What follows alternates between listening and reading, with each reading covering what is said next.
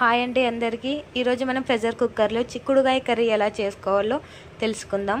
ముందుగా కుక్కర్ని పెట్టి 3 టేబుల్ స్పూన్ల ఆయిల్ వేసి ఉల్లిపాయలు కరివేపాకు వేసి ఉల్లిపాయలు రెడ్గా అయ్యాక టమాటా పండ్లు వేసి అల్లం వెల్లుల్లి పేస్ట్ వేసి ఒకసారి కలుపుకోవాలి. చిక్కుడుగాయలు వాష్ చేసుకొని వేసుకోవాలి. అందులో ఉప్పు, కారం, పసుపు, ఎండు కొబ్బరి పొడి, ధనియాల పొడి వేసి 1 cup of water, glass water వేసుకొని కొత్తిమీర వేసుకొని మీరు గరం మసాలా వేసుకోవాలంటే వేసుకోవచ్చు, లేకుంటే అది ఆప్షనల్ అండి.